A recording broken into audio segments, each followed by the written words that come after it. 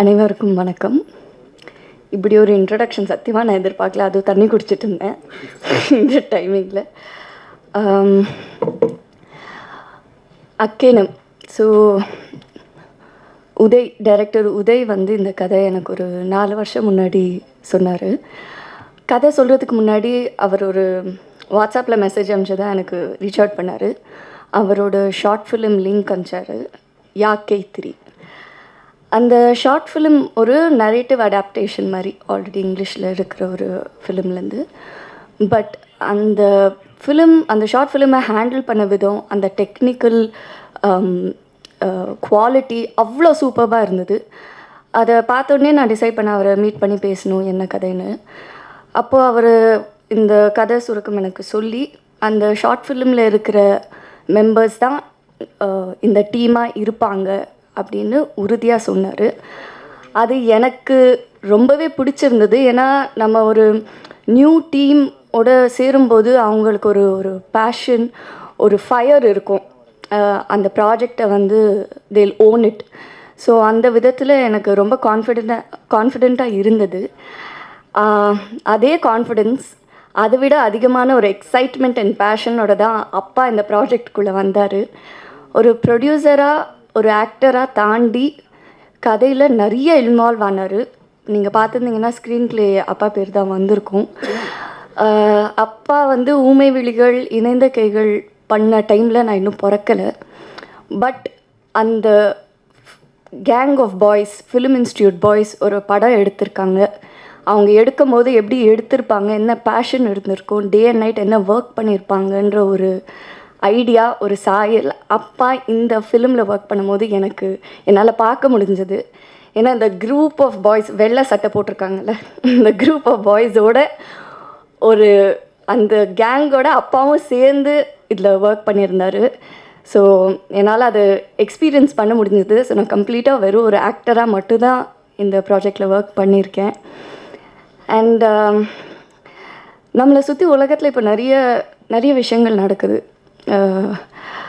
விபத்து, போர், இழப்பு, நிறைய இழப்பு. தினமும் ஒரு நியூஸ் வந்துட்டுருக்கு. ரொம்ப டிஸ்டர்ப் பண்ணுற விஷயங்களாக இருக்குது. இப்போது திடீர்னு அட் த சேம் டைம் நிறைய விஷயங்கள் நடந்துகிட்ருக்கு. இந்த தருணத்தில் எனக்கு எப்போவுமே தினசரி இருக்கிற ஒரு கேள்வி வந்து, நம்ம என்ன பண்ண முடியும், நம்மளால் என்ன கான்ட்ரிபியூட் பண்ண முடியும். ஒரு ஹெல்ப்லெஸ்ஸான ஒரு சுச்சுவேஷனில் இருக்கிற ஃபீலிங் எப்போவுமே இருக்கும். பட் எனக்கு கிடைச்சிருக்கிற ஒரே பதில் வந்து, எனக்கு தெரிஞ்ச கலை, இந்த கலை மூலியமாக என்ன பண்ண முடியுமோ ஒரு சின்ன விதத்தில் இருந்தாலும் நான் அதை தான் சூஸ் பண்ணுவேன். ரெஸ்பான்சிபிளாக இருக்கணும். நான் பண்ணுற கதைகள் சரி, நான் தேர்ந்தெடுக்கிற கதாபாத்திரமும் சரி, ஒரு ரெஸ்பான்சிபிலிட்டியோடு இருக்கணும்னு இப்போ வரைக்கும் நான் நம்பி அப்படி தான் கதைகள் பண்ணியிருக்கேன். அந்த விதத்தில் தான் இந்த கதையும் நான் பண்ணியிருக்கேன். அண்ட் எப்போவுமே மக்களும் மீடியாவும் என்னை ரொம்பவே சப்போர்ட் பண்ணியிருக்கீங்க. அது நான் டைம் எடுத்து பண்ணாலும் அது ஒரு அப்ரிசியேஷன் எப்போவுமே இருந்திருக்கு. அதே மாதிரி இதுக்கும் நீங்கள் ஒரு அக்செப்டன்ஸ் அண்ட் அப்ரிசியேஷன் நிறைய பேருக்கு கொண்டு போய் சேர்ப்பீங்கன்னு நான் நம்புகிறேன். குயிக்காக அந்த படத்தில் இருக்கிற main team, of course Uday director, the captain of the ship, அவரோட விஷன் அண்ட் அவரோட ஐடியாஸ். அவர் சொன்ன மாதிரி அவங்க அம்மா அப்படின்னு சொன்னாங்கல்ல, நான் ஃபஸ்ட்டு அவர்கிட்ட கேட்டிருந்த கேள்வியும் அதுதான். நீங்கள் ஏன் ஃபீமேல் பெர்ஸ்பெக்டிவ் எழுதணும் அப்படின்னு யோசிக்கிறீங்கன்னு. என் லைஃப்பில் எங்கள் அம்மா தான் எனக்கு, she is the strongest woman. So நான் கதை எழுதும் போது எனக்கு ஒரு உமனாக தான் இது எழுத முடிஞ்சது அப்படின்னாங்க. ஸோ இந்த படம் வந்து உமன் சென்ட்ரிக், பெண்களுக்கான படம் அப்படியெல்லாம் கிடையாதுங்க. It's actually a film. ஒரு படத்தில் ஒரு கதாபாத்திரத்துக்கு சில விஷயங்கள் நடக்குது. அந்த சிச்சுவேஷனில் அவங்க எப்படி ஹேண்டில் பண்ணுறாங்க, அதை கடந்து எப்படி போகிறாங்கன்றது தான் படம். அது பெண்ணாகவும் இருக்கலாம், ஆணாகவும் இருக்கலாம் நம்ம நிஜ வாழ்க்கையில். ஸோ இது மேல் சென்ட்ரிக்குன்னு சொல்ல மாட்டோம். அதே மாதிரி இது உமன் சென்ட்ரிக்குன்றது கேட்டகரைஸ் பண்ண வேண்டாம். It is a film, protagonist female அப்படின்னு தான் நான் பார்க்குறேன். அண்ட் அந்த விதத்தில் தான் அவரும் இந்த கதையை கொண்டு வந்தார். அண்ட் பரத் மியூசிக் சூப்பர்பாக இவர் கார்த்திக் நேதா சார் சொல்லியிருந்தார். எல்லா வடிவத்துலேயும் இருக்கிற ஒரு different kind of music sounding இருக்குது இந்த படத்தில். ஒரு சாங்லேயும் பேக்ரவுண்ட் ஸ்கோரும் அதே மாதிரி தான் இருந்திருக்கு. And Vicky on set.